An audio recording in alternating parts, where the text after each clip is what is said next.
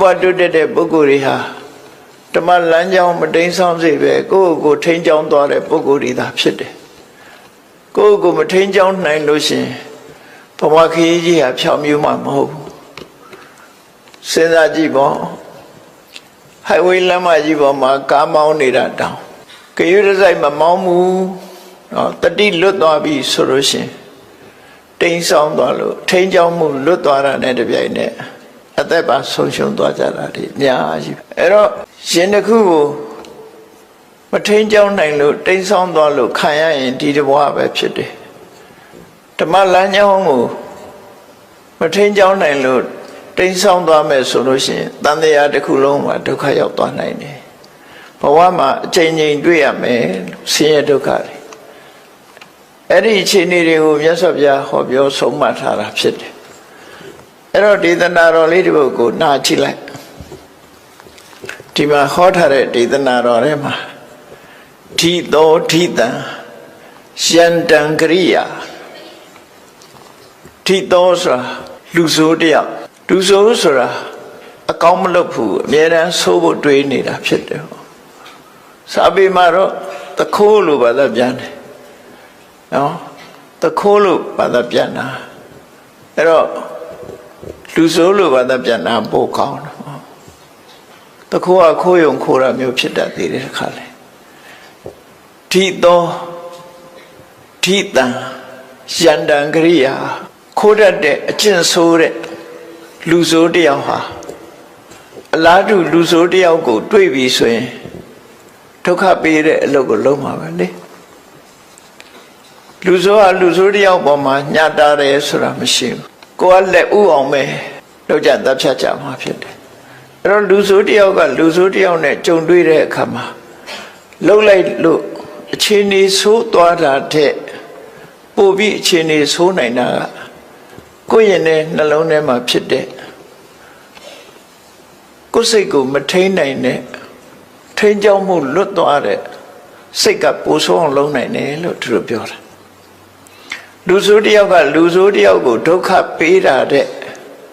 ကိုယ့်ရင်ထဲနှလုံးထဲမှာဖြစ်လို့ဖြစ်တဲ့ကိုယ်စိတ်ကမကောင်းတဲ့စိတ်ကပို့ပြီးတော့ဒုက္ခပေးနိုင်တယ်လူဆိုးတယောက်ကလူဆိုးတယောက်ကိုဒုက္ခပေးရင်တဘဝပဲပေးလို့ရတယ်နောက်ဘဝအထိလိုက်ပေးလို့မရဘူးအေးရင်နဲ့နှလုံးထဲမှာဖြစ်တဲ့စိတ်ဆိုးစိတ်မိုက်ကတော့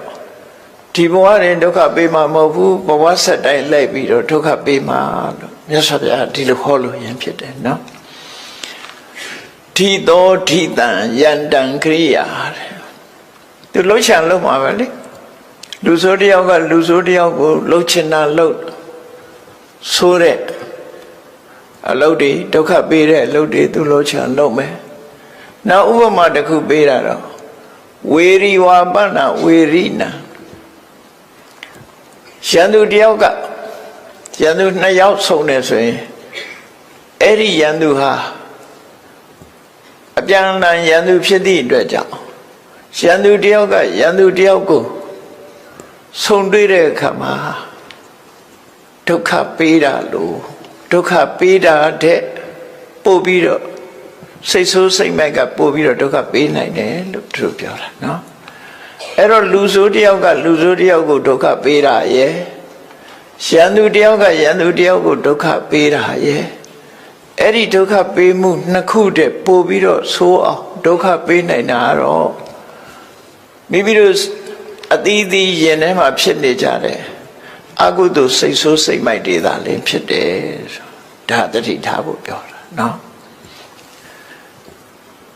မိစ္ဆာပနိဟိတံစိတ်တံပါပိယောနံတတောကရေလူဆိုးတယောက်ကလူဆိုးတယောက်ကိုဒုက္ခပေးထားတဲ့ပိုဆိုးအောင်ဒုက္ခပေးနိုင်တာကမိစ္ဆာပနိဟိတလို့ခေါ်တဲ့ဒီစိတ်ဆိုးစိတ်မိုက်တာလည်းဖြစ်တယ်ရန်သူတယောက်ကရန်သူတယောက်ကိုဒုက္ခပေးထားတဲ့ပိုဆိုးတဲ့ဒုက္ခကိုပေးနိုင်တာမိစ္ဆာပနိဟိတလို့ခေါ်တဲ့ဒီဓမ္မလမ်းကြောင်းတိမ်ဆောင်သွားစေတတ်တဲ့စိတ်ပဲဖြစ်တယ်အထင်ကြောင့်လွတ်သွားတဲ့စိတ်ဟာ အဲ့ဒီတဲ့ပို့ပြီးဒုက္ခရောက်စေတယ်လို့ဒါမြတ်စွာဘုရားဟောလို့တဲ့အထိပ္ပယ်စဉ်းစားကြည့်မယ်ဆိုလို့ရှိရင်ရန်သူဆိုတာနှမျိုးရှိတယ်လို့ပြောဘာလဲဆိုရင်အတွင်းရန်နဲ့အပြင်ရန်အပြင်ဘက်ကကိုယ်ဒုက္ခပေးမဲ့ရန်သူကိုယ်စိတ်ထဲမှာဖြစ်နေတဲ့ရန်သူနှစ်ခုရှိတယ်ဥပမာပဲဆိုတော့ရှင်တဲ့နှလုံးထဲမှာဖြစ်နေတဲ့အကုသိုလ်စိတ်တွေကလည်းကိုယ်ရန်သူတွေပဲသို့တော့အဲ့ဒါကိုလူတွေကရန်သူလို့သိမထင်ဘူးအပြင်ဘက်ကမတည့်တဲ့လူကိုပဲရန်သူလို့ထင်ကိုယ်ရင်ထဲမှာဖြစ်နေတဲ့လောဘတွေဒေါသတွေမောဟတွေအိတ်တာတွေမစ္စရိယတွေဆိုတဲ့စိတ်ဆိုးစိတ်မိုက်တွေဟာဓမ္မလမ်းကြောင်းဖြင့်ထိန်းချောင်းနိုင်ခြင်းမရှိတဲ့စိတ်ဆိုးစိတ်မိုက်တွေဟာပြင်မကရန်သူတယောက်ဒုက္ခပေးတာတဲ့ပို့အစပေါင်းများစွာပို့ပြီးဒုက္ခပေးနိုင်တယ်လို့သူတို့ပြောတာနော်အစပေါင်းများစွာဒုက္ခပို့ပြီးတော့ပေးနေပြင်မရန်သူဆိုတာဒုက္ခပေးလို့ရှိရင်ဘဝတစ်ခုပဲဒုက္ခပေးနိုင်တဘဝပဲဒုက္ခပေးမှာဖြစ်တယ်နောက်ဆုံးမှသူဒုက္ခပေးလို့အသက်ဆုံးသွားရရင်တဘဝပဲအသက်ဆုံးမယ်နောက်ဘဝထိအောင်သူလိုက်ပြီးတော့ဒုက္ခမပေးဘူးသို့တော့ကိုယ်ရင်နဲ့နှလုံးထဲမှာဖြစ်နေတဲ့လောဘဒေါသမောဟဆိုတဲ့အကုသိုလ်စိတ်ဆိုးစိတ်မိုက်တွေဟာတော့လောဘနဲ့သိလောဘလွှမ်းမိုးတဲ့အခါမှာဒီဘဝကသေလိုက်တာနဲ့ပြိတ္တာဘုံပို့ပြလိုက်တယ်ဒေါသနဲ့လွှမ်းမိုးထားတဲ့ဒေါသလွှမ်းမိုးထားတဲ့စိတ်စိတ်မိုက်ကမျက်စိလေးနှလုံးမိတ်ပြီးဒီဘဝအသက်ဆုံးသွားတဲ့ငရဲဘုံပို့ပလိုက်တယ်မောဟဆိုတဲ့လှုပ်တဲ့နာနဲ့မလှုပ်တဲ့နာမသိတယ်ဘာမှရင်လှုပ်တယ်အမှန်တရားကိုမသိတဲ့မောဟလွှမ်းမိုးထားတဲ့စိတ်ဆိုးစိတ်မိုက်ကမျက်စိနှလုံးမိတ်သေဆုံးတာနဲ့တပြိုင်နက်တိရစ္ဆာန်ဘဝပို့ပလိုက်တယ်တိရစ္ဆာန်ဘဝဆိုတာမောဟလွှမ်းမိုးနေတယ်ဘုံဘဝမျိုးပဲပြိတ္တာဆိုတာအမြဲတမ်းဆာလောင်နေတာကိုလောဘဖြစ်နေတယ်အမြဲတမ်းလောဘလွှမ်းမိုးထားသည့်အတွက်ကြောင့်တက်တဲ့အငတ်ထားတဲ့ပုံစံမျိုးဖြစ်တယ်ပေါ့လောဘကြီးအောင်ဆိုပြီးတော့ဒုက္ခပေးထားတဲ့သဘောငရဲဘုံဆိုတာလုံးဝညှင်းဆဲနှိပ်စက်မှုကိုခံနေရတဲ့ဒေါသကြီးအောင်ဆိုပြီးဒေါသကနေပြီးတော့ဒေါသနဲ့အတူတဲ့ငရဲမီးတွေနှိပ်စက်မဲ့ငရဲထိန်နေဝိုင်းအောင်နေတဲ့နေရာဌာနတစ်ခုပို့ပလိုက်တာဖြစ်တယ်အဲ့တော့ရန်သူတယောက်လူဆိုးတယောက်ကဒုက္ခပေးထားတဲ့အစာပေါင်းများစွာကိုဒုက္ခပေးတာကိုခံလိုက်ရတယ်လို့သူတို့ပြောတယ်ဒီဘဝတည်းမကဘူးတန်တရားဘဝမြောက်များစွာဒုက္ခပေးခြင်းကိုခံရမယ်အဲ့တော့ရသော်ဗျာဟောတဲ့ဒီဒေသနာတော်လေးဟာရိုးရိုးရှင်းရှင်းလေးပဲနားမလည်စရာလည်းအကြောင်းရှိဘူးဒီသောဒီတံယန္တံဂိရာလူဆိုးတယောက်ကလူဆိုးတယောက်ကလူဆိုးတယောက်ကိုလုံနိုင်တာတဲ့ဝေရိဝါပဏဝေရိနာယန္တုတယောက်ကမိမိယန္တုပေါ်မှာလုံနိုင်တာတဲ့မိစ္ဆာပဏိဟိတံစိတ်တံစိတ်ဆိုးစိတ်မိုက်ကလောဘဒေါသမောဟတွေလွှမ်းမိုးနေတဲ့စိတ်ဆိုးစိတ်မိုက်ကပါပိယောနံတတောကရေအဲ့ဒီလူဆိုးကဒုက္ခပေးတာတဲ့ယန္တုကဒုက္ခပေးတာတဲ့ပို့လို့ပို့ပြီးတော့ဆိုးအောင်ဒုက္ခပေးနိုင်တယ်လို့ဒီလိုဆိုတဲ့စကားပဲနော်အဲ့တော့ဒီဒေသနာတော်လေးဖြစ်ပေါ်လာပုံလေးကိုပြောအောင်မြတ်စွာဘုရားတာဝတိမြို့မှာတရင်သုံးတဲ့အချိန်တာဝတိမြို့မှာပစ္စည်းဥစ္စာကျွယ်ဝချမ်းသာတဲ့အနာရဝိတထေကြီးရှိတယ်အဲ့ဒီအနာရဝိတထေကြီးရဲ့စီးပွားရေးကိုကြည့်မယ်ဆိုလို့ရှိရင်အိန္ဒိယနိုင်ငံရှေးခေတ်ကတထေးတွေဟာလေယာစိုက်ပျိုးမှုလည်းလုပ်တယ်နွားမွေးမြူမှုကိုလည်းလုပ်တယ်ပေါ့အသာတစားတဲ့ဟာမျိုးမဟုတ်ဘူးနှိုးစားနွားမတွေမွေးတယ်နွားမွေးမြူတွေလုပ်တယ်အနာရဝိတထေးကြီးရဲ့နွားခြံကိုထိမ့်သိမ်းဆော့ရှောက်တဲ့နာရဝိတထေးကြီးရဲ့နွားအုပ်ကြီးကိုအကောင်မောင်းမလို့ဆိုတာတော့အများကြီးဖြစ်မှာပေါ့နော် ဝိသခာရဲ့နွားအုပ်ကအရေးအတွက်တောင်မရှိဘူး6မိုင်လောက်လမ်းပေါ်မှာအပြည့်သွားနေတဲ့နွားအုပ်သူ့နွားအုပ်ကြီးလွတ်လိုက်မယ်ဆိုရင်6မိုင်လောက်လမ်းပြည့်ပခုံးချင်းထိပြီးသွားနေတဲ့နွားအုပ်အကောင်နဲ့ပြောတာမဟုတ်ဘူးနော်မိဘကဒီအိမ်တော်ရဲ့သားချပေးတဲ့အခါမှာပေးလိုက်တဲ့နွားအုပ်ချမ်းပေးလိုက်လို့ခုံပြီးတော့လိုက်သွားတဲ့နွားအုပ်တင်မဲ့အကောင်ရေးဟာ1,600,000ရှိတယ်သူဆိုတယ်အဲ့ဒါပဲရည်အတွက်ပြတယ်ကျန်တဲ့နွားတွေရဲ့အကောင်ရည်အတွက်ပြောင်းအဲ့တော့နာရဝိတ္ထေကြီးကလည်းသူမွေးမြူထားတဲ့နွားတွေကိုထိမ့်သိမ်းဆော့ဆော့တဲ့နွားထိမ့်မုံထိမ့်ဤပညာရက်ကိုတက်ရသေးတယ်ရှေးကဒီတိုင်းလေးနွားကိုစက်ချက်မောင်းတာနဲ့နွားကြောင်သားလို့ခေါ်တာမဟုတ်ဘူးနွားကြောင်သားတွေလိုက်နာရမယ့်အချက်တွေအများကြီးရှိတယ်နွားနဲ့ပတ်သက်ပြီးတော့ဆေးကုတာအစသူတို့တတ်တဲ့ပညာတွေရှိတယ်အကုန်လုံးအဲ့ဒါတွေကိုတတ်တယ်နွားကိုထိမ့်မုံထိမ့်နည်းကစပြီးတော့အကုန်လုံးနွားတွေကိုမတန်တင်နာတို့ကအစအကုန်လုံးသူတို့နဲတဲ့နွားတွေမဟုတ်ဘူးထိရတာပေါ့နော်သူဟာအနာရဝိတ္တိရဲ့နွားတွေကိုသူ့အောက်ကလည်းလူတွေအများကြီးရှိမှာပေါ့အုပ်ချုပ်ပြီးတော့ထိမ့်သိမ်းဆော့ရှော့ရတဲ့ရွာကြီးမြို့ကြီးလောက်နေရာကြီးတစ်ခုမှာထိမ့်သိမ်းဆော့ရှော့တဲ့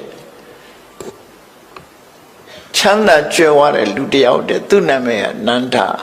ရေးတဲ့အခါကျတော့နန္ဒောခောပါလကောဆိုတာနန္ဒာဆိုတဲ့နွားချောင်းသားလို့စာပေမှာဒီလိုလုပ်တယ်နွားချောင်းသားစာပေမှာတစ်ခါတလေခွဲပြီးတော့သုံးတာရှိတယ်ခောပါလကဆိုခောဆိုတာနွားပါလကကဆောင်းလျှောက်တာနွားတွေကိုထိန်းချောင်းတဲ့ပုဂ္ဂိုလ်ခောပဆိုတဲ့စကားလုံးရှိသေးတယ်ခောပါလကနဲ့ခောပနဲ့ဘာကွာတော့ဆိုလို့ရှိရင်သူများနွားကိုအငှားကြောင်းရတဲ့လူကိုခောပါလကလို့ခေါ်ပြီးတော့ကိုနာကိုနွားမွေးမြူရေးလုပ်ပြီးတော့ထိန်းတဲ့ပုဂ္ဂိုလ်ကြတော့ခောပါဒီလိုခွဲပြီးတော့ဆိုတာလည်းရှိတယ်နော်တဏိယဆိုတဲ့တထေးကြီးကသူကိုယ်တိုင်ကိုတဏိယောခောပေါ်ဆိုနွားတထေးကြီးနွားတွေကိုထိန်းကြောင်းတဲ့ပုဂ္ဂိုလ်တဏိယနေတဏိယနွားတွေရေကြီးရမျက်နှာရရှေ့ပြီးတော့နွားအုပ်ကြီးနဲ့ရောက်တဲ့နေရာမှာစခန်းချပြီးတော့နေတာသူကဒီနန္ဒဆိုတဲ့နွားကြောင်သားကြီးကအနာရဝိတ္တိရဲ့နွားတွေကိုထိမ့်သိမ်းရတဲ့ပုဂ္ဂိုလ်ဖြစ်သူကိုယ်တိုင်ကလည်းချမ်းသာကြွယ်ဝတယ်လို့ပြောတယ်အမှန်မှချမ်းသာကြွယ်ဝတယ်ယမယင်္ခနာရဝိတ္တိကြီးစီသွားပြီးတော့ဘာတွေပေးရတော့ဆိုနွားနုပေးရတယ်ထောပတ်ပေးရတယ်ဒိန်တို့ဘာလို့ပေးရတယ်အနာရဝိတ္တိရဲ့နွားခြံကထွက်တာတွေမှလည်းအနာရဝိတ္တိအိမ်ကိုသွင်းရတာပေါ့သူကအမှန်တန်ချမ်းသာကြွယ်ဝတယ်သူကနောက်ပိုင်းမှာခဏိခေတ်လိုပဲလူဆိုတာသူကချမ်းသာကြွယ်ဝတဲ့အခါကျတိုက်ပြည်အုပ်ချုပ်တဲ့ဘုရင်တွေကအခွန်လိုက်တယ်နွားဘယ်နှကောင်ရှင်ဘလောက်ပေးရမယ်ဆိုပြီးတော့အခွန်တော်တွေလိုက်ပြီးတော့စီးကြတယ်နန္ဒဆိုတဲ့နွားကြောင့်သားအဲ့ဒီအခွန်ရှောင်တဲ့အနေနဲ့သူကယသိအသွင်ဝတ်ပြီးနေတာနော်အခွန်မကောင်းအောင်လို့အခွန်ရှောင်တာလေယသိဝတ်ပြီးတော့နွားတွေကိုထိမ့်သိမ်းဆောက်ရှောက်တယ်ဒါပေမဲ့သူကအတော်ကိုချမ်းသာတယ်လို့အခွန်ရှောင်တဲ့အကျင့်ကဘုရားလက်ထက်ကလေးရှိတာပေါ့ခဏိခေတ်မှာရှိတာပေါ့ဟုတ်တာပေါ့ကိုဟာဘယ်သူကပေးခြင်းမလို့နော်အခွန်ရှောင်တဲ့သူကခွန်ရှောင်မှုအတွက်ယသိအောင်ဆိုမြတ်စွာဘုရားလက်ထက်တုန်းကကေနိယဆိုတဲ့ယသိဟာယသိအစ်စ်မဟုတ်ဘူးအခွန်ရှောင်မှုအတွက်ယသိလို့ဝတ်နေတာသူလဲနွားကြောင့်နွားတွေနဲ့နွားအုပ်ကြီးကိုမွေးမြူတဲ့ပုဂ္ဂိုလ်ပဲဒီနန္ဒဆိုတဲ့နာရဝိတ္တိကြီးရဲ့နွားအုပ်ကြီးကိုထိမ့်သိမ်းဆောက်ရှောက်တဲ့ပုဂ္ဂိုလ်ဟာနာရဝိတ္တိအိမ်ကိုမကြာခဏရောက်တယ်နွားတို့ နွားတို့ပို့တယ်ဆိုတော့တစ်ခွက်တလေပို့တာမဟုတ်ဘူးတထေးအိမ်စားလောက်အောင်ပို့ရမှာနော်တထေးရဲ့မိသားစုတွေအကုန်လုံးအလုံးနွားတို့ပို့တယ်ထောပတ်ပို့တယ်ခုခေတ်ဒိန်တို့ဘာလို့လိုဟာမျိုးတွေပို့တယ်အဲ့လိုပို့ရင်နာရဝိတထေးကြီးကလည်းဘုရားကိုအများနဲ့ဆွမ်းအိမ်မှာဆိုလို့ရှိရင်နေ့စဉ်အပါ2000ဆွမ်းကတ်တာဘုရားမှုရှိတဲ့တန်ဃာတွေသူ့အိမ်မှာနေ့စဉ်အပါ2000ဆွမ်းကတ်တယ်ဘုန်းကြီးဆွမ်းကတ်တယ်ဆိုတော့ဘုမာအတွေးနဲ့သွားမတွေးနဲ့စပွဲတွေနဲ့ပြင်းတယ်လို့အဲ့လိုမအောင်မေးတယ်ကိုယ်တပိတ်လေးနဲ့ကိုကြွလာပြီဟောတပိတ်ထဲမှာလောင်းထည့်တာနေရာထိုင်ခင်းလေးခင်းထားတယ်အတော်ကျယ်တဲ့နေရာတစ်ခုဆိုရင်2000ဆန့်တဲ့နေရာမျိုးမှာဘုမာပြေကလို့စပွဲတွေနဲ့ပြင်ရမယ်ဆိုပါ2000ဆိုနေတာမဟုတ်ဘူးလေအဲ့လိုကတ်တာမဟုတ်ဘူးတန်းစီပြီးတော့ထိုင်နေတဲ့ယဟန်တွေရဲ့တပိတ်ထဲကိုလိုက်ပြီးတော့ထည့်တာဘူဖေးပေါ်ခုခေတ်လို့ပြောချင်းပတ်တပိုင်ဆွန်ရောဟင်းရောအကုန်လုံးပေါင်းပြီးတပိတ်ထဲထည့်ပြီးအဲ့ဒါကိုယ့်အကိုဖုံးဝေးကြတာအဲ့ဒါလို့နေ့စဉ်ပါ2000ကတ်တာနန္ဒဆိုတဲ့နာရဝိတ္တိရဲ့နွားတွေကိုထိမ့်သိမ်းဆော့ရှော့ရတဲ့ပုဂ္ဂိုလ်ဟာနာရဝိတ္တိကြီးစီမကြမ်းမတရောက်တဲ့အခါဖះကြွလာတဲ့ကျုံတို့တရားနာရတယ်ရှင်တွေကသရတရားတွေဖြစ်တယ်မြတ်စွာဘုရားကိုပင့်တယ်သူ့နှချမ်းကြွဖို့ပေါ့နော်နှချမ်းကုန်းကြွဖို့မြတ်စွာဘုရားပင့်မြတ်စွာဘုရားကရုပ်တရက်မကြွဘူးဘာကြောင့်မကြွတော့ဆိုရင်ဖះဆိုတာသူစီကြွရင်သူ့အတွက်ဘာလုပ်ပေးနိုင်မလဲဒါကြည့်တယ်ငါသွားလို့သူစီကသူ့ကိုဘာလုပ်ပေးနိုင်မလဲကြည့်တာနော်သူစီကနွားတို့တောက်ချင်လို့တော့မသွားဘူးသူ့ဘာလုပ်ပေးနိုင်မလဲငါရောက်လို့တရားဟောရင်သူတရားတို့ရနိုင်မလားဆိုအဲ့ဒါပဲကြည့်တာမြတ်စွာဘုရားကြည့်တော့သူဟာတရားတော့ရှိတယ်ဒါပေမဲ့အသိဉာဏ်ကမထက်မြက်သေးဘူးမထက်မြက်သေးလို့မရင်ချက်သေးဘူးလို့ဆိုတာမရင်ချက်သေးလို့မြတ်စွာဘုရားသူ့နှချမ်းကုန်းဘယ်တော့မှမကြွအောင်ဒီတိုင်းပဲနေနောက်တရက်တော့မြတ်စွာဘုရားအဲ့နှချမ်းကုန်းဘက်ကတောတွင်တောအုပ်တစ်ခုရောက်သွားပြီအဲ့ဒီမှာသံဃာတွေနဲ့သတင်းသုံးနေတယ်နှချမ်းကုန်းနဲ့အနီးပါဆိုတော့နန္ဒဆိုတဲ့နာရဝိတ္တိရဲ့နွားတွေကိုထိမ့်သိမ့်တဲ့ပုဂ္ဂိုလ်ကဖရာဒီနာကြွလာတယ်ဆိုတာကိုသတင်းကြတာနဲ့ချက်ချင်းလာတွေ့ပြီးမြတ်စွာဘုရားကိုဆွမ်းသာပင့်တယ်သူနှချမ်းကုန်းမှာ9ရက်တိတိဆွမ်းကတ်ခြင်းတယ်အဲ့တော့မြတ်စွာဘုရားလက်ခံလိုက်တယ်9ရက်တိတိမနေ့ကျောင်းတော်ကလာပြီးတော့ဆွမ်းလက်ခံပြီး9ရက်တိတိဆွမ်းဖုံးပေးတယ်9ရက်ပြည့်တဲ့နောက်မှာမြတ်စွာဘုရားတရားပါဟောပြီးတော့ကိုလန်းကိုကြွတဲ့အခါမှာတော်တော်လေးဝေးလံအောင်သူတော့ဆက်လောက်ထီအောင်မြတ်စွာဘုရားတပိတ်ကိုယူပြီးတော့လိုက်ပို့တယ်အဲ့ဒါလို့ပြန်ခဏီးလေးလိုက်ပို့တယ်မြတ်စွာဘုရားကြွသွားတာကိုနောက်ကနေလိုက်ပို့ရဟန်းနေလည်းပါတယ်အဲ့လိုမြတ်စွာဘုရားနဲ့လိုက်ပို့ရင်းကနေပြီးတော့အပြန်တနေရာရောက်တယ်ရောက်တဲ့အခါကျတော့တောတွင်တနေရာကသူ့ကိုချောင်းပြီးတော့မြားနဲ့ပြစ်ပြီးလှုပ်ကြံတပ်ဖြတ်လိုက်တာခုခေတ်ဆိုရင်တော့သင်္နတ်နဲ့ပြစ်သွားတယ်ပေါ့နော်သူတို့ကပြစ်သွားမှမသိဘူးသူတယောက်တည်းပြန်လာတဲ့အချိန်မှာမြားနဲ့ပြစ်တာလှုပ်ကြံတပ်ဖြတ်ပြီးလမ်းမှာပဲလဲကျပြီးသိဆုံးတယ်အဲ့ဒါနဲ့ပတ်သက်ပြီးယဟန်တွေကမြတ်စွာဘုရားကိုလျှောက်တယ်9ရက်တိတိဆွမ်းကတ်သွားတဲ့နန္ဒဆိုတဲ့ဥပဒကဟာခုလိုမြတ်စွာဘုရားနဲ့လိုက်ပို့ပြီးအပြန်မှာချောင်းမြောင်းပြီးလှုပ်ကြံခံလိုက်ရတယ်မို့တယ်တော့ပေါ်ကြမှာပေါ့မှာပေါ့နော်ပေါ်တယ်လည်းမသိဘူးမပေါ်ဘူးလည်းမသိဘူးတတ်ခံလိုက်ရတာတော့တတ်ခံလိုက်ရတယ်အဲ့ဒီမှာမြတ်စွာဘုရားကဒီတရားကိုဟောတာပဲနော်သူလှုပ်ကြံတပ်ဖြတ်တာဟာအတိတ်ဘဝတုန်းက သူလောက်ခဲ့တဲ့အလုပ်တွေသူပြန်ရတဲ့သဘောပေါ့သို့တော်ယဟန်တွေကသူဘာဖြစ်လို့အခုလိုလှုပ်ချုံတပ်ဖြတ်ခြင်းခံရတယ်လဲဆိုတာဘယ်ကိုယ်တော်ကမှမလျှောက်ထားနဲ့မြတ်စွာဘုရားဘယ်တော့မှမလုပ်ခဲ့တယ်ဆိုတာတော့မပြောဘူးဟောမတော်ဘူးဟောမတော်တာမေးမှဟောတာမြတ်စွာဘုရားဒါကြောင့်မို့အဲ့ဒါတော့မသိလိုက်ရဘူးပေါ့သို့တော့မှန်းဆပြီးတော့ကြည့်လို့ရတယ်သူဟာရန်သူတယောက်ကိုတစ်ချိန်လုံးကသူလှုပ်ချန်တပ်ပြတ်ခဲ့တယ်တော့မဟုတ်သူလူဆိုးဘဝကတခြားလူဆိုးတယောက်ကိုလှုပ်ချန်တပ်ဖြတ်ခဲ့တယ်အဲ့ဒီလှုပ်ချန်တပ်ဖြတ်တာကြောင့်မလို့ဒီဘဝမှာလည်းသူဟာလှုပ်ချန်တပ်ဖြတ်ခြင်းခံရတယ်လို့ကိုလှုပ်ခဲ့တဲ့မကောင်းမှုအကုသိုလ်ကံဟာကိုယ်စီပြန်ရောက်တယ်ဆိုတာဖူပရင်ဆိုတဲ့လက်နဲ့သဘောမျိုးပဲเนาะပြစ်တဲ့လူစီဒီလက်နဲ့ကြီးပြန်ရောက်လာ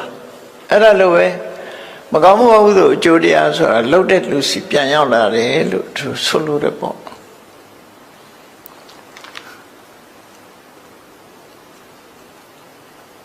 ကောင်းတာတွေလှုပ်သွားရခြင်းဟာသူ့ဘဝမှာတော့အမြတ်ပဲ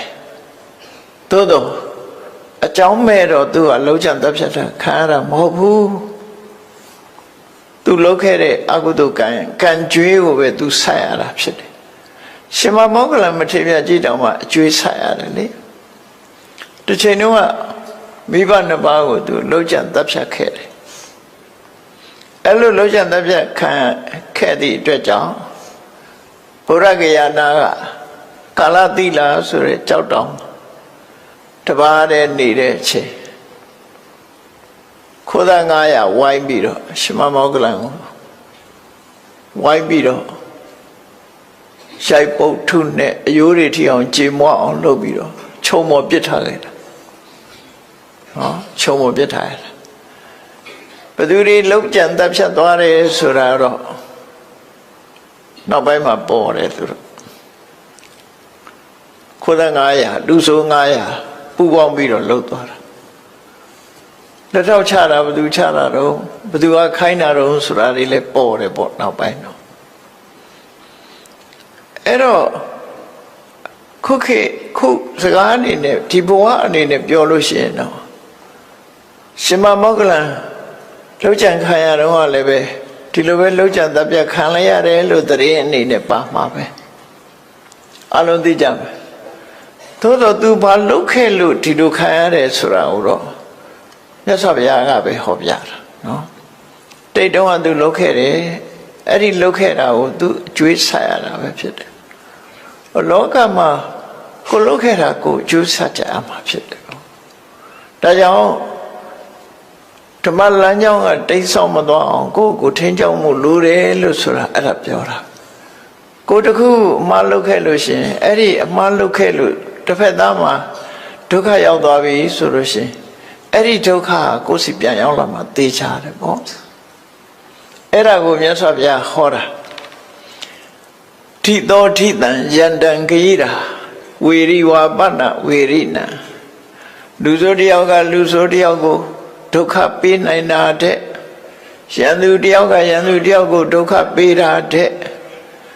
ကိုယ်တဏ္ဍာမှာဖြစ်တဲ့လောဘဒေါသမောဟစသည်အကုသိုလ်တွေလွှမ်းမိုးထားတဲ့မကောင်းတဲ့စိတ်ဓာတ်ကပို့ပြီးတော့ဒုက္ခပေးနိုင်တယ်တဲ့အဲ့ဒါကိုသတိထားရမယ်လို့သူဆိုလို့တယ်နော်ရသော်ဘုရားရဲ့အဆုံးအမတရားတော်တွေဟာစိတ်ကိုဗဟုပြုပြီးဆုံးမတာဖြစ်တော့ကြောင့်ကိုယ်စိတ်ကိုထိမ့်သိမ့်နိုင်ရမယ်မကောင်းတဲ့ဘက်မရောက်အောင်ကိုယ်ထိမ့်သိမ့်နိုင်ရမယ်လို့ဆိုအဲ့ဒီထိမ့်သိမ့်တဲ့နည်းတွေကိုလည်းပဲမြတ်စွာဘုရားဟောထားတာပဲမထိမ့်သိမ့်ဘူးဆိုလို့ရှိရင်လွန်ကျူးမှုထီအောင်ဖြစ်သွားဆိုပါစို့လိုချင်စရာအာယုန်နဲ့တွေ့ပြီဆိုရင်လိုချင်စိတ်ကဖြစ်လာမှာပဲမုန်းတိစရာအာယုန်နဲ့တွေ့ရင်အမုန်းစိတ်ကဖြစ်လာတာပဲအမှန်စဉ်းစားလို့မသိနိုင်တဲ့တွေးဝေးစရာအာယုန်နဲ့တွေ့ရင်လည်းခေါင်းကုပ်စဉ်းစားတာဖြစ်လာမှာပဲမသိတဲ့ဟာဖြစ်လာအဲ့ဒါလို့ဖြစ်လာလို့ရှိရင်အဲ့ဒီအချိန်မှာအကောင်အထည်မဖော်မိအောင်တွေးတဲ့အဆင့်မှာပဲရဆိုင်ဖို့လိုအပ်တယ်တွေးတဲ့အဆင့်မှာရဆိုင်ပြီး နှုတ်ကထုတ်ပြောတာထီအောင်မလုပ်ဘူးကိုယ်ဒီလက်ရောက်အကောင့်ထဲပေါ်တာမလုပ်ဘူးဆိုလို့ရှိရင်အပြစ်သက်သာသွားမယ်သူတို့ဆိုလို့ပေါ့နော်အဲ့ဒီအချိန်မှာထိန်းရမှာစိတ်ကိုထိန်းလိုက်တာဒီတဲ့ထိန်းနိုင်ရင်ကတော့လောဘဖြစ်လာရင်ဖြစ်တဲ့လောဘကိုသာထိန်းလိုက်တယ်ဒေါသဖြစ်လာရင်ဖြစ်တဲ့ဒေါသကိုသာချိုးနှိမ်လိုက်တယ်မောဟဖြစ်လာရင်တခဏလေးပဲချိုးနှိမ်ပြလိုက်တယ်ဖြစ်မှန်းတောင်လူမသိအောင်ထိမ့်သိမ့်မျိုးသိမ့်နိုင်တယ်မျိုးသိမ့်နိုင်ရင်သူတော်ကောင်းလို့ခေါ်တာမမျိုးသိမ့်နိုင်တာကိုလူတွေကမမျိုးသိမ့်နိုင်တဲ့အတွက်ကြောင့်အ ਨੇ ဆုံးတော့ဆဲလိုက်ရမှရှင်တွေကခြောင်သွားတော့ဒေါသဖြစ်ရင်ဆဲလိုက်ကြတာပဲလေအဲ့ဒါလို့ဖြစ်တယ်အဲ့ဒါမမျိုးသိမ့်နိုင်လို့ဖြစ်တာနော်မျိုးသိမ့်နိုင်မဲ့ဆိုလို့ရှိရင်သူမတောင်မှမသိလိုက်ရဘူးဒေါသဆိုတာအစနဲ့ပေါက်ကွဲတာလောဘလည်းထို့တူပဲမောဟလည်းဒေါသကအစနဲ့ပေါက်ကွဲတာပထမဆုံးရှင်နဲ့ဒေါသဖြစ်လာပြီဆိုမျက်နှာကြောလေးတင်းလာမျက်ထောက်ကလေးနီးလာအဲ့ဒါလောက်တည်းမျိုးသိလိုက်ပြီဆိုရင်ပျောက်သွားပြီသူကမသိလိုက်ဘူးဘေးကလူတော်သိမသိအောင်မျက်ကြောလေးတင်းသွားတာလေးကိုပြန်ပြီးထိန်းလိုက်တယ်တချို့ကြတော့အဲ့ဒါလောက်နဲ့မရက်တဲ့အခါပစုပါဇက်ကလှုပ်နဲ့ဆဲဖို့ပြင်လာတယ်ဟာအဲ့ဒီနေရာလေးမှလည်းရဆိုင်ခိုင်းလို့ရအဲ့ဒီမှာမမျိုးသိမ့်နိုင်ဘူးဆိုရင်ထဆဲပြီသို့တော့ဆဲလိုက်လို့အာရလို့ရင်ထဲကပေါ့သွားပြီဆိုရင်တော့သူကဒါနဲ့ပဲကျေနပ်သွားတယ်ရှေ့ဆက်မလားအဲ့ဒါလောက်နဲ့မကျေနပ်လို့ရှိရင်ထုပ်တစ်ပြက်ဓာတ်တစ်ပြက်ဖြစ်လာနော်အဲ့ဒီအချိန်လေးမှာမထိန်နိုင်တော့ဘူးဆိုသွားရောရာဇုံမှုတွေနောက်ဆုံးသူများကိုလည်းတတ်တယ်ကိုယ့်ကိုယ်လည်းတတ်တယ်ဆိုအဆင်ရောက်သွားဒေါသဟာအစင်းပေါက်ကွဲတာဖြစ်တယ်လောဘလည်းတို့တူပဲပေါက်ကွဲလာတတ်တဲ့သဘာဝတရားတွေကိုအာယုံစိုက်ပြီးတော့ကိုယ့်ကိုထိမ့်သိမ်းဆော့ရှောင်နေရအဲ့ဒီလိုမထိမ့်သိမ်းမဲနဲ့ပြစ်ထားတာကိုမိစ္ဆာပနိဟိတလို့ခေါ်တယ်ကိုယ်စိတ်ကိုမထိမ့်မဲနဲ့ထားလို့ရှိမှန်မှန်ကန်ကန်မစင်စားပဲနဲ့ဒေါသကိုမြောက်ပေးတဲ့စဉ်းစားမျိုးမစဉ်းစားရဘူးငါတို့ကမဟုတ်မခံဘူးကွာဆိုတဲ့ဟာမျိုးမတွေးရဘူးနော်မဟုတ်လေတိခဏအောင်ခံမယ်ဆိုတဲ့အတွေးပဲတွေးရငါတို့ကမဟုတ်မခံဘူးဟုတ်ရင်တော့ခံရလားဆိုဟုတ်ရင်သားမခံသေးပြောတော့လူတွေကမဟုတ်မခံဟုတ်ရင်ရောဆိုတော့ဟုတ်ခံဟုတ်လည်းမခံဘူးဟုတ်လည်းမခံဘူးမဟုတ်လည်းမခံဘူးနားတော့ကောင်းတော့မဟုတ်မခံပေါ့အဲ့ဒါလို့ဖြစ်တယ်အဲ့ဒါလို့ထိမ့်သိမ်းဆောက်ရှောက်ရမယ်ထိမ့်သိမ်းဆောက်ရှောက်မှုမပြုတ်လို့ကာယကံမြောက်ဝစီကံမြောက်လွန်ကျွမ်းမိသွားပြီဆိုရင်ဒီအပြစ်တွေဟာကိုယ်စီပြန်ရောက်လာတော့မှာပဲကိုလုံးလိုက်တဲ့အပြစ်တွေကကိုယ်စီပြန်ရောက်လာဒီလိုမြတ်စွာဘုရားဟောခဲ့တာဖြစ်တယ်နော်ဒီဒေသနာတော်ကိုဟောလို့သဘောကျပြီးကိုယ့်ကိုထိမ့်သိမ်းဆောက်ရှောက်သွားကြလို့ရှိရင်တကယ်လူတော်လူကောင်းပဲဖြစ်မယ်ပေါ့အဲ့တော့ကိုယ်စိတ်ကိုထိန်းရမယ်ဆိုတဲ့သဘောမြတ်စွာဘုရားသူများကိုထိမ့်သိမ်းတာတဲ့ကိုယ်စိတ်ကိုထိမ့်သိမ်းမှုလိုအပ်တယ်ဆိုတော့ဟောပြမယ်ဖြစ်တယ်နောက်ဒေသနာတော်တစ်ပုဒ်ကိုကြည့်ကြအောင်ဆိုနတ္တမာတာပိတာကရေရာဝိအညေဝါပိစညာတကာသမ္မာပဏိတံစိတ်တံသေယသောနံတတောကရေတဲ့ဒါတော့သမ္မာပဏိဟိတဆို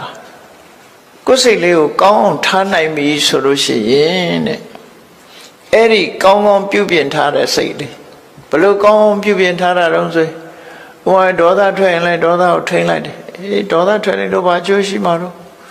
ဒေါသဆိုးကျိုးကိုပေးတတ်တယ်တော့အကုသိုလ်ဖြစ်အောင်မလုပ်နဲ့ကိုယ့်အကိုနော်လောဘဖြစ်လာလို့ရှိရင်လည်းလောဘကိုစဉ်းစားဆင်ញဉာဏ်နဲ့ထိန်းနိုင်တယ်မောဟဖြစ်လာလို့ရှိရင်လည်းပျောက်ကင်းအောင်ထိန်းသိမ်းအဲ့ဒါလို့ထိန်းနိုင်လို့ကောင်းသွားတဲ့စိတ်ကလေးဟာတဲ့နတ္တမာတာပိတာကိရာ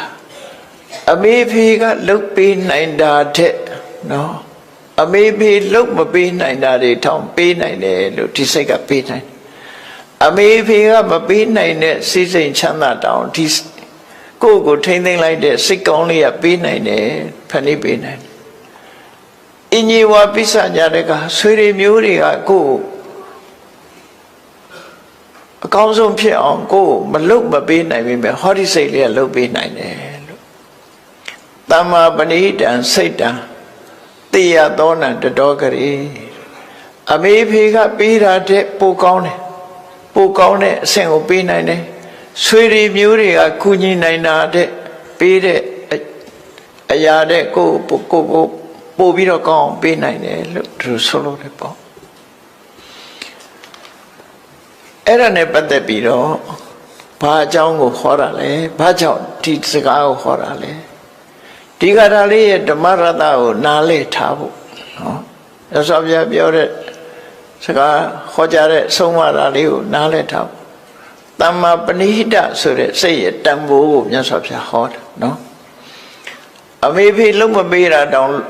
အမေဖေလုံးမပေးတာလုံးမပေးနိုင်တာတောင်ဒီစိတ်ကလုံးပေးနိုင်တယ်ဆွေတွေမျိုးတွေမကူညီနိုင်တဲ့အရာတောင်သူကကူညီပေးနိုင်တယ်လို့ဆိုလိုတယ်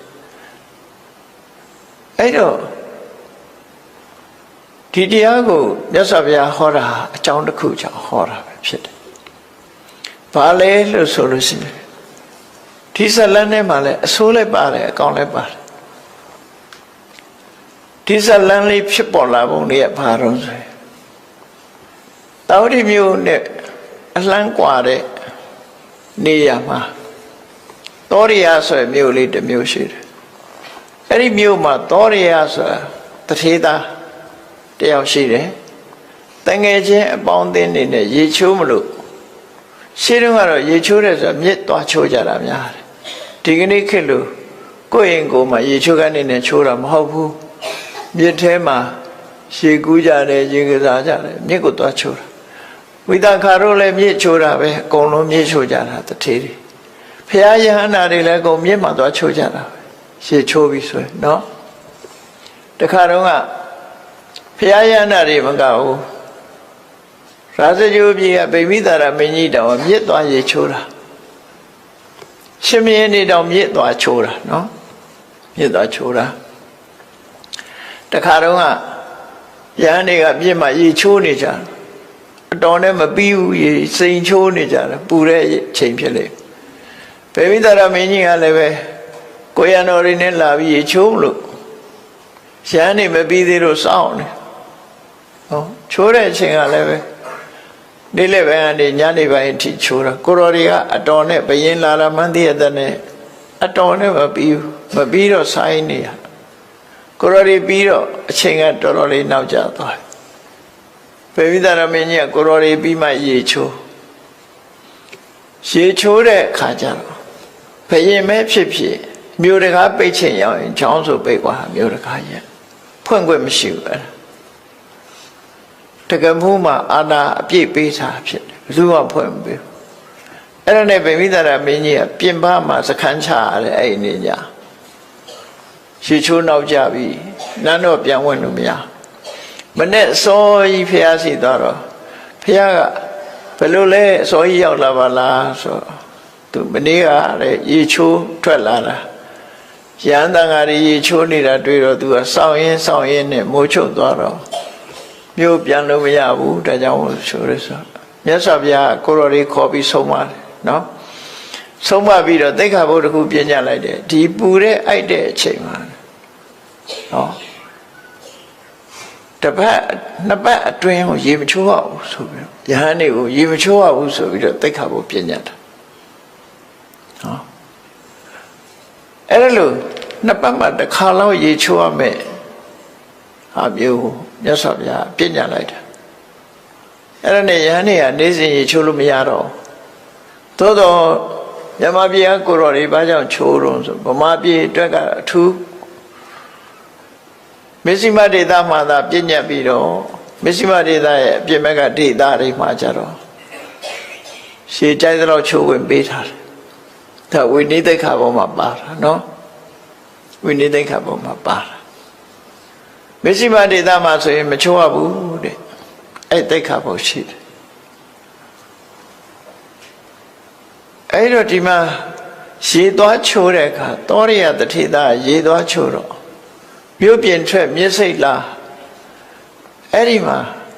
ရှင်မကိစ္ဆနာဆိုတာပုံနာမျိုး ရှုပ်ကအမတမချောတဲ့အသားလေးကဝါဝင်းနေတယ်နော်နာရန်လေးကတွဲ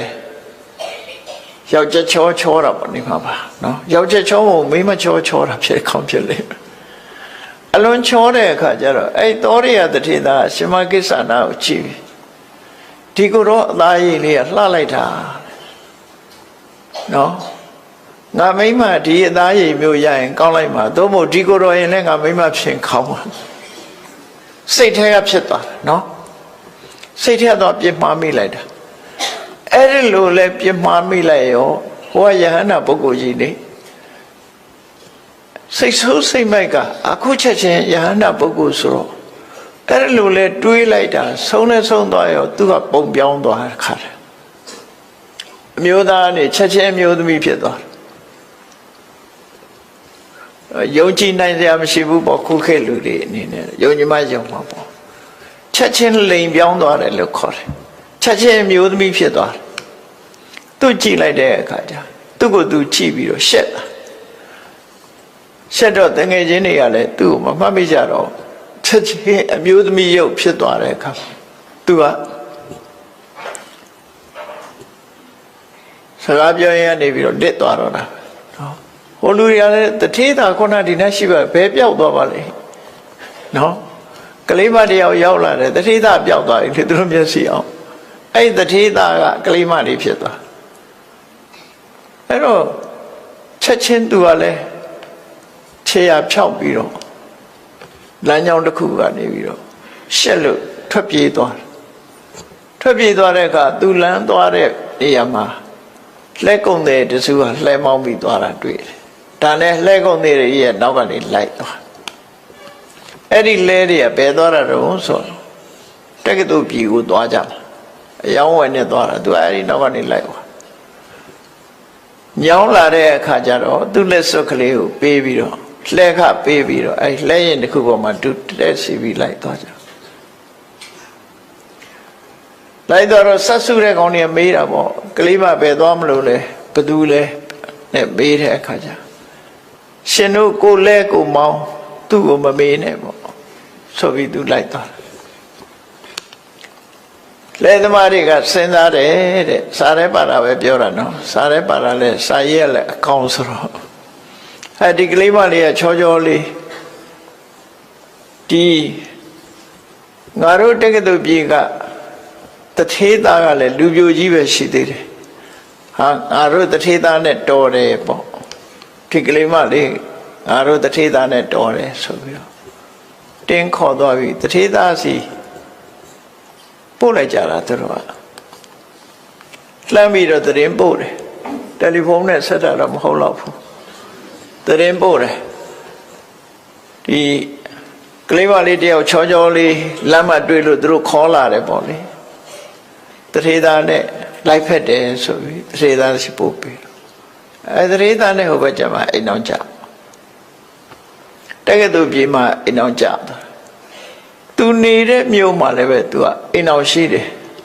အိမ်အောင်ရှိတော့အဲ့ဒီမှာကလေး2ယောက်ရှိတယ်သားလေး2ယောက်ရှိတယ်တက္ကသိုလ်ပြည်ရောက်လာတော့သူကအမျိုးသမီးဖြစ်နေတက္ကသိုလ်ကတထေးသားနဲ့တွေ့တဲ့အခါသူကအဲ့ဒီမှာအိမ်အောင်တစ်ခါကြတော့ကလေး2ယောက်မွေးဖွားပြန်အလုံး4ယောက်ရှိသွားသူကလေးကအဲ့ဒီလိုနေရင်ကနေနှစ်ထန်းကကြာတူတူသွားတဲ့လူတွေကဟာဘဲသွားလိုက်တာပါလေဘဲပြောက်သွားပါလေခုနဒီနားမှာရှိပါတယ်ငါတို့နဲ့တူတူလာတာပဲရေချိုးပြီးပြန်သွားတာနေမှာပါဆိုပြီးရှာလို့မရတော့အိမ်ပြန်ညာအိမ်ရောက်တဲ့အခါကျတော့ရေချိုးပြီးပြန်သွားတယ်လို့မှတ်တာပဲဆိုလူပြောက်ကမိဘတွေကစိတ်ပူလိုက်ရှာကြဘယ်မှမတွေ့တော့အင်းဒါသေသွားတာရေနစ်ပြီးသေတယ်လို့ပဲထင်ကြတယ်သူတို့ရှုပ်ကပြောင်းသွားတော့မသိကြတော့ဘူးလေသူကသူသာသိတာအဲ့ဒါနဲ့ရေနစ်သေးသွားတာနေပါပဲဆိုပြီးတော့မိဘတွေကအမြတ်တမ်းတွေပါတွေဝေကုသကောင်းမှုတွေပြုပြီးမြတ်ဝေလိုက်ကြတာသူကတော့တက္ကသိုလ်ပြေရောက်ပြီးတော့တထေးကတော့ဖြစ်တယ်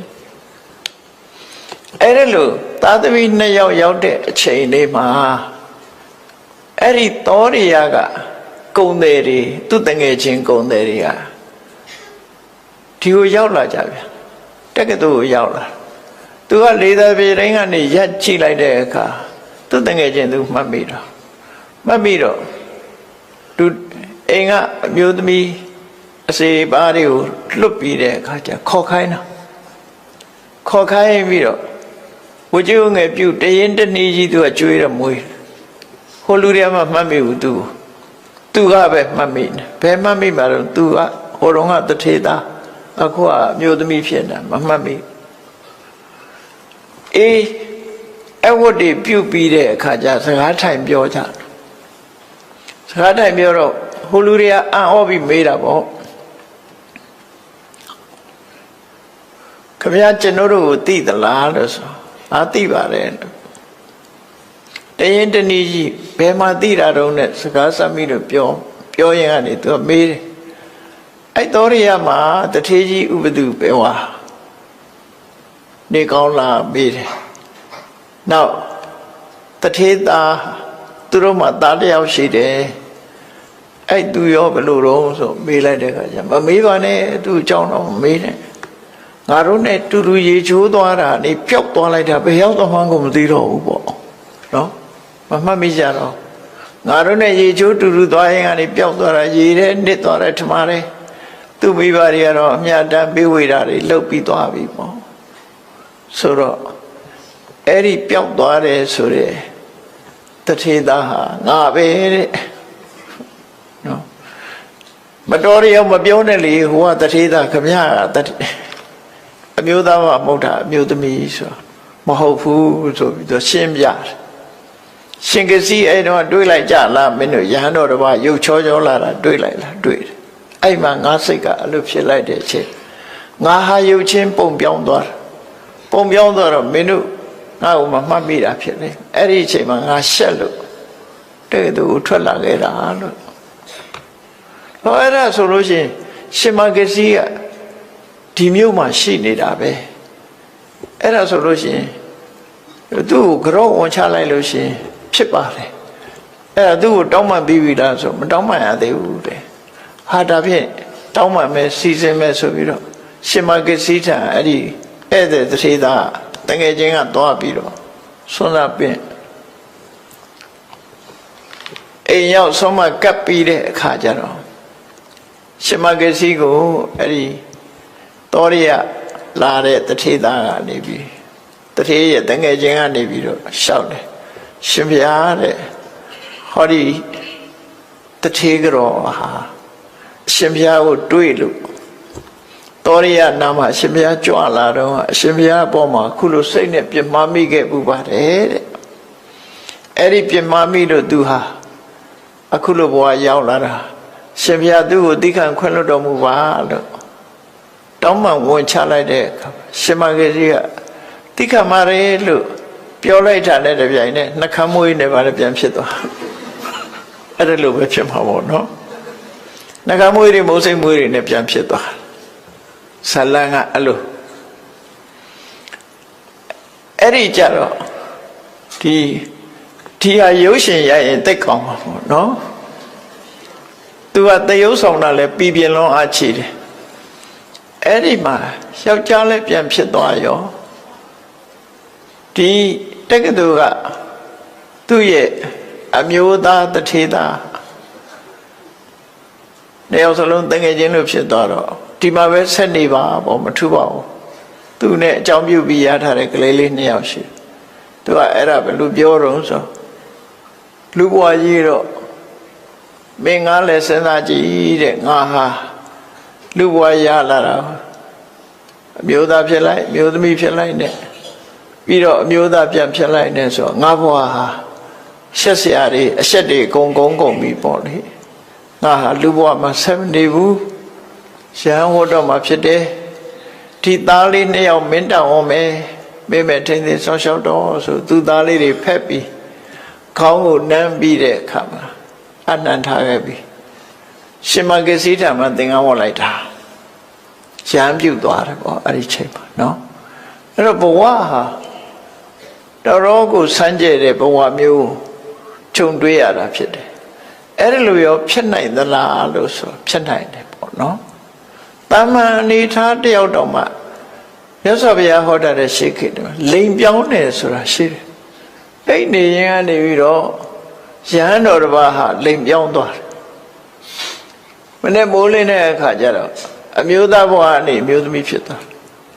အဲ့ကြတော့ဘိက္ခုနီတွေစီသွားနေရတယ်သူဟာအရင်တော့ဘိက္ခုတွေစီမှရခံ